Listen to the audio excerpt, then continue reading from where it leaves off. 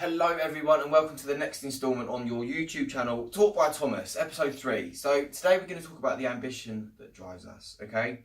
Now, we all look at ambition differently and some of us may not be ambitious at all. And that's alright.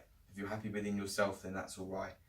Now, I've managed to narrow this down to 4 steps because I will just ramble on and I will just bore you about ambition and there'll just be no structure to this whatsoever. So, starting off with step number 1. Okay, and it's something that we touched on last week with the fundamentals of success, and that is loving what you do. Now, love, right? What is love?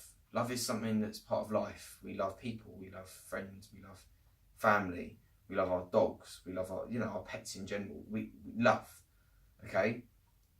That love doesn't happen overnight all of the time. You know, we've all heard of love at first sight. Great. It works with jobs as well. Now, when I say jobs, I mean careers. I mean something you really want to go for. So the first step for me is loving what you do, but realising that may not happen within a year, within the 2 years. You need to persist and just keep going and understand that you might love it at a later date. And that might mean chucking in new ideas and whatnot in there. So for me, I've started over 3 times. Okay? Doesn't mean I've changed my name 3 times, moved to a different country and done that. I've started again in my career 3 times. And the reason I've done that is because the first one for me is something I really loved. The first one, but it didn't feed my ambition enough. Okay? And then the second journey for me was just a mistake. It was out of desperation to move on to something different. I didn't take my time, I didn't think about it, and therefore it ended up backfiring and I had to start for a 3rd time. Now I'm on that journey for the 3rd time and I don't see the end, but I know what I want at the end. And for me, I've learned so much in the past from my previous journeys. I know now that I do love what I do, and it hasn't happened overnight. I've been doing what I do now for 3 years, and nearly 4 years now, and it's taken me at least half of that to understand that it is what I want to do. You know, I've introduced new ventures, as we all know, hence the videos, but you know, that's just a little bit about me and why I want to talk about loving what you do, because I have got experience there and I have got some lessons to teach. So on that note, never give up, because if you start with doubts, the chances of you giving up are a lot higher. And you know, if you give up, as I said before, you know, you end up starting again and you just don't feel fulfilled in any way, shape or form. If I'm honest with you, it's just not a nice feeling. So on that note, love what you do, and just bear in mind that, you know, that might not happen overnight, and you will find it at some point in your life. I promise you that. Ambition is different to all of us, right? So this is step 2. What is the ambition? What do you really want to achieve? Okay, so Dr. Stephen Covey always said, start with the end in mind. It's one of his habits. Okay, now I live by this because it makes perfect sense. If you don't start with what you want to achieve at the end, then, you know, you fumble around, you get lost, and you turn off the journey, and, you know, you're going to do that in life enough without you know, not having that end goal in place. You know, you want to be hungry for something, you want to be ambitious. Now, excuse me, I wrote a quote this morning, right? And the quote is, to be ambitious, you must first light the flame. Okay, if your flame's not alight, you're not going to be ambitious. Now, that doesn't mean just keep that flame, you know, at a low flame. You need to make it bigger. You need to be more ambitious and keep ploughing on and make sure you keep that flame alight. So, what does ambition mean to you? Think about it. Maybe write it down, but write it down above all your goals. Okay, all your career-driven goals, or if you've got ambition to do something in your personal life, then write it above your personal goals. Okay. And use it to help you find yourself, and use it to help you keep driven and keep motivated and whatnot. So it's just a tip from me. I do that and it works. It works really well. So what does it mean to you? What does ambition mean to you? What do you want to use it for? Think about it. I'm not going to go into detail on that. I've got my goals and I've set them. You know, I've got a 1-year goal, a 3-year goal, a 5-year goal and a 10-year goal based around my career. Or with like little ones underneath it, you know, and I aim to stick to that. If I stick to that, then I'm feeding my ambition, and therefore I stay ambitious, and I also stay motivated as well. So enough of that. We know what ambition is. You know if you've got ambition or not. And as I said, if you don't, it's all right. I doubt you're watching this video and you don't have ambition though. Just saying. Step 3, right? So step 3 for me is learning not to settle for anything less than you deserve. Right, the word settle, it shouldn't be used because you should never settle for something. You know, if you get close to your goal and you go, man, oh, I nearly made it. Oh, that'll do.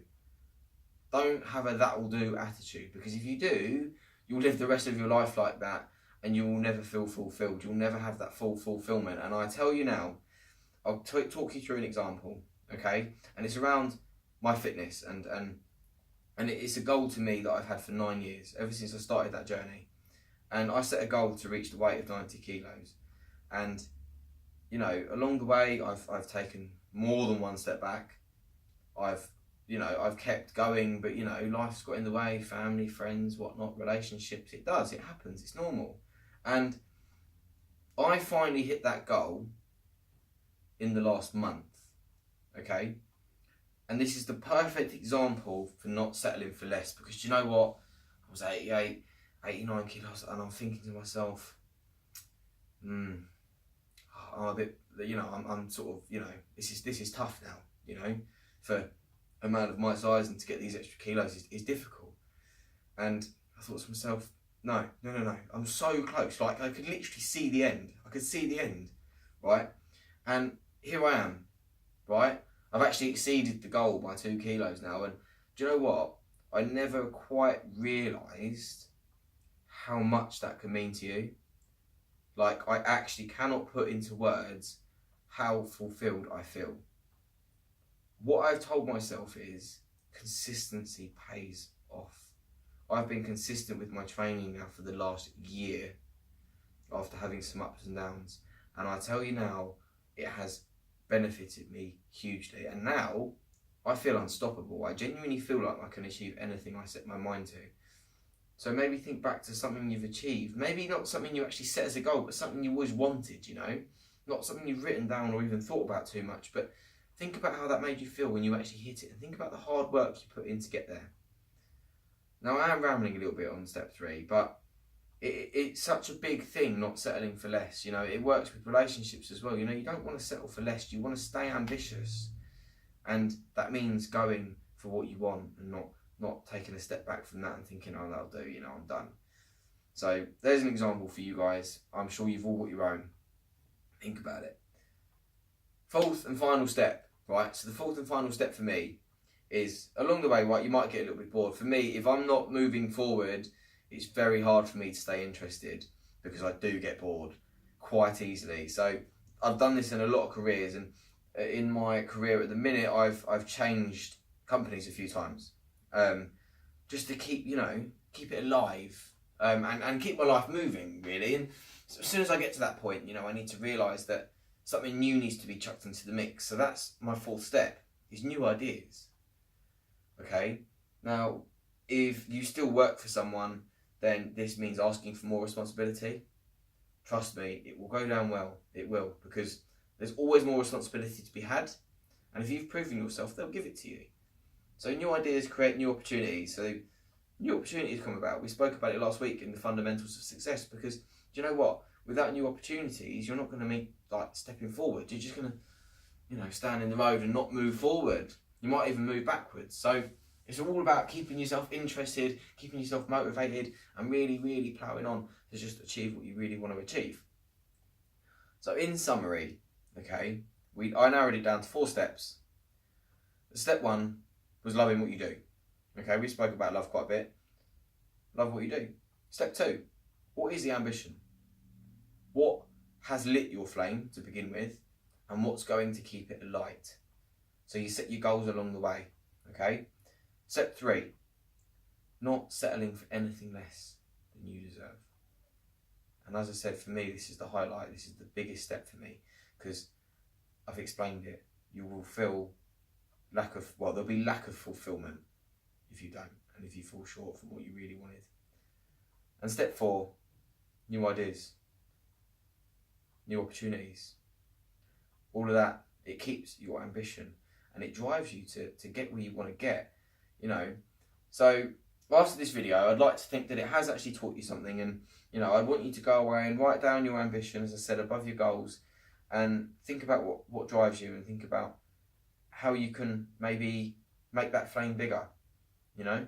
Chuck something else new in there, like I have with life coaching. You know, it's not on the journey, but it's, you know, a turn off and a separate journey by itself. So it's more ambition that drives me, and the more ambitions I have, let's face it, the more successful you're going to have. You have to be out there to succeed.